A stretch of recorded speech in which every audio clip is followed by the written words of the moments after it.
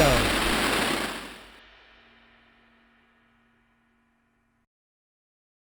Hey, everybody, welcome to the Masters Fantasy Show, brought to you by MastersFantasyFootballLeagues.com. As always, I'm joined by the Masters crew, two guys I respect in this fantasy game, the Doc, Dynasty Owl. What's up, guys? How you doing today? What's up, everybody? Fantastic. Oh, beautiful day to be alive. We're talking redraft football today, talking 3 wide receivers that we are drafting at their current ADP. Before we jump into it, if you're looking for a place to play redraft football, we're running leagues every Wednesday and Sunday through the rest of May. Starting June 1st, we run them every single day all the way to kickoff. Love to have you come be a part of the Masters family. With that said, let's fire off today's show. Whichever you guys want to go first. Wide receiver, you are drafting at their current ADP. Floor's all yours.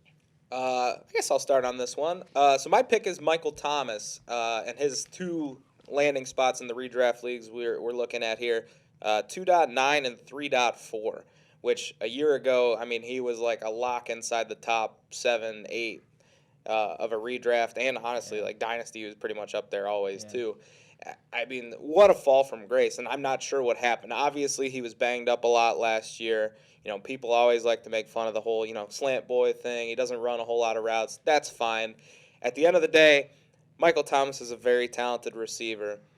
He's going to make a comeback this year. I knew he couldn't sustain what he did 2 years ago when they were just force-feeding him targets, but I think he's a lot better than where he's being drafted. And the one thing that really makes me excited for him is, I mean, Jameis Winston. As crazy as that sounds, assuming Jameis Winston is as good, maybe even better than he was when we saw him 2 years ago. I mean, this Jameis Winston won me a league basically 2 years ago. I mean, and he does not care what kind of coverage. Like, he's going to throw the ball to Michael Thomas a ton, and he does not care about the consequences. We've seen that very clearly. I love the opportunity for Michael Thomas. I think he comes back in a big way, and people are going to be, they're taking certain guys in the second round that, I mean, they're probably not going to be anywhere close to Michael Thomas. I think he sees first-round production again this season, and people will be, kicking themselves for letting him slip that far in this draft. Yeah, I agree. It's a crazy fall from grace, as you mentioned. I mean, a guy who was a lock, like first receiver off the board last year to fall all the way down to very similar to Zeke too. Like, Yep. why? I don't know what yeah. happened, but these guys are just falling for no reason. The only thing that scares me slightly is if they try and roll with Taysom Hill. Yeah. But I think anyone with a brain would understand that Jameis Winston is the better quarterback and Taysom Hill's best suited as a wildcat quarterback, tight end, whatever you want to do with an him. offensive weapon. But if Jameis Winston's throwing passes, I'm all over Michael Thomas. Yeah, me too. I think it's a great pick. All right, I'm going to jump here with mine. My wide receiver I'm going to be drafting at his current ADP is going to be Jeudy. In the 2 drafts we've had, he's went at the 11.2, which was the 46th wide receiver off the board, and then the 14.7 made him the 54th wide receiver off the board. Just a ton of upside right there. And I'm going to be talking a lot about strength of schedule in these couples episodes because I was looking at it today.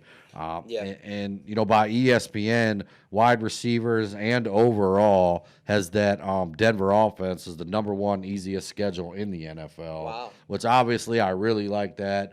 And then, we've spoke on a few shows about how these guys last year benefited from having a counterpart on the other side of the field at wide receiver.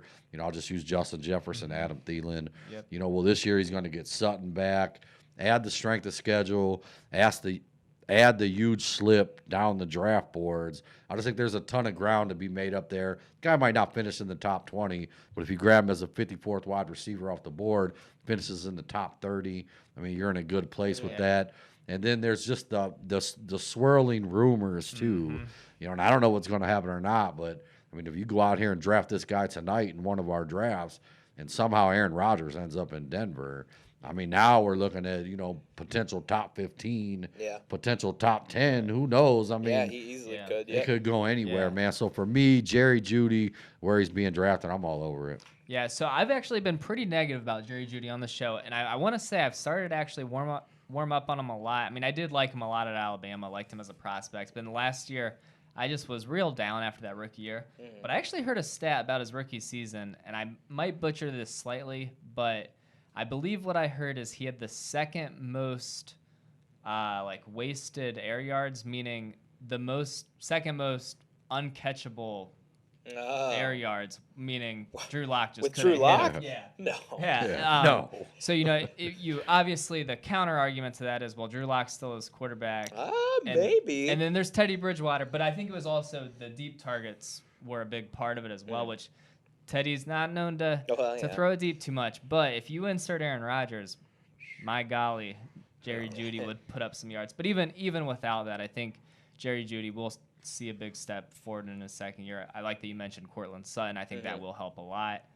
So yeah, I'm starting to really warm up about Jerry Jeudy, getting excited. I've been throwing some feelers out in Dynasty, trying to get my hands on him a little bit if anyone's trying to sell too low. But yeah. Yeah, I like that a lot. The only thing I'll add is that even if Teddy Bridgewater is the quarterback and not Aaron Rodgers, I still like Jeudy a lot better than I do with him only having Drew Lock. Yeah. So at the very least, he's poised to have a big bounce back year too. Yeah, let's say it again. 54th wide receiver off the board. Yeah, Ton that's of room great there. value. Oh yeah, that shocks me. Yeah. So I think I'm last. So my guy is actually pretty similar to the Doc's here. Not quite as big of a fall, but I mean he's going mid-second, probably early third even in some, and that's Deandre Hopkins. I mean, this is a guy who, he was the number one guy for a while in terms of talent at the receiver position. I know there's always been a lot of great guys you can make a case for, whoever, Julio, Michael Thomas, the past few years, but I mean Hopkins is as good as anyone. Last year was the first year in Arizona. I was a little worried just because we've seen receivers struggle in a new home in the first year. And, week one, did he have like 15 catches week one or something? Yeah. Something absurd. Obviously, it's a pass-heavy offense. I expect this year, a full offseason, hopefully a non-COVID type offseason too. I think the chemistry is going to get even better with Kyler and DeAndre. He's still in the super prime of his career. I see no reason why he's, slip into the second, third round of redraft leagues, because to me he's still DeAndre Hopkins. So yeah, I almost wonder if this is a similar case to like JK mentioned earlier, where dynasty value is kind of hurting his redraft value. Like I feel like he's slipping just because he's getting older, but redraft that doesn't necessarily. He's still in the prime. He's still gonna have a really good season this year, and he's being drafted probably too low for him. And I do think that's it. They drafted was it Rondell Moore? Yeah. So immediately in Dynasty, guys jumped to Rondell Moore could be the future of Kyler Murray. Yeah. And maybe so for the next couple of years, man. Hopkins is a true stud, number one wide receiver. This is redraft football. I feel like they're drafting Hopkins like he's 32 and he's like 28 and a half or something. 29 maybe. So, and they don't really come more durable than DeAndre Hopkins either. Yeah. Add that too. That's a nice take. I like it, man. All right, guys, that's going to wrap up this edition. 3 wide receivers we're drafting in redraft. As always, thank you so much for watching. If you could hit the like and subscribe button, look for a place to play redraft football. We got Wednesdays and Sundays all through May. Starting June 1st, we run them every single night till kickoff. Love for you to come be a part of the Masters family. Any last words, guys? Thanks for listening.